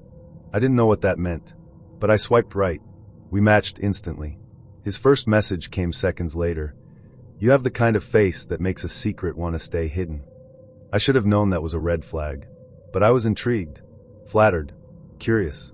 We started talking. He was sharp, articulate, and uncomfortably perceptive. He asked questions that felt more like riddles. What's a memory you'd protect even if it wasn't yours? What's the lie you've told so many times it became true? It was strange but addictive. I felt like I was being pulled into a story, and I wanted to know how it ended. We didn't talk about normal things, not at first. No small talk about jobs or favorite snacks. Just long, late-night messages that felt like poetry and puzzles. He spoke in metaphors. Made me feel like I was more than just another swipe. Like I was something rare, something he'd been looking for. After 3 days of messaging, he asked for a photo. Not one you've posted. Show me how you look when no one's watching. I hesitated. Then I sent a picture. Me in bed, hair messy, no makeup, lit by the glow of my laptop screen. It felt honest. Intimate. He replied, "You look like a secret someone forgot to bury." Again, weird. But it made me feel seen. We moved to texting. Then to voice notes. Soren had a low, smooth voice, measured, deliberate. He didn't talk fast. He made you wait for his words, and when they came, they hung in the air like fog. After a week, he sent me a photo of himself. Shirtless, in soft morning light. Tattoos I hadn't seen in his profile. A long scar down his left side. "For you only," he said. I didn't ask questions. I just replied with a heart emoji. Then we started video calling. The first time, he kept his camera off. Said his lighting was bad, that he looked like a ghost with allergies. I laughed. We talked for an hour. He listened more than he spoke, but when he did speak, it was always with this strange gravity. The second time, he turned his camera on, but only briefly. The image was grainy, low resolution. Just his silhouette against a window. I barely saw his face. That's when I started wondering. I asked if he'd ever want to meet in person. He said, soon. But not yet. I'm not ready to exist outside the screen. That should have been my sign to leave. But I didn't. Instead, I sent more photos. Told him things I hadn't told anyone in years. He made me feel like he understood the parts of me that didn't make sense to other people. That's the trap of a good catfish. They don't just pretend to be someone else. They make you feel like the best version of yourself when you're talking to them. And that version is hard to walk away from. Then things started to shift. I got a message from someone I didn't know. A woman. She reached out on Instagram. "Hey, random, but I think someone's using your photos." She sent me a link. It was a dating profile. Different name. Different city. Same photos.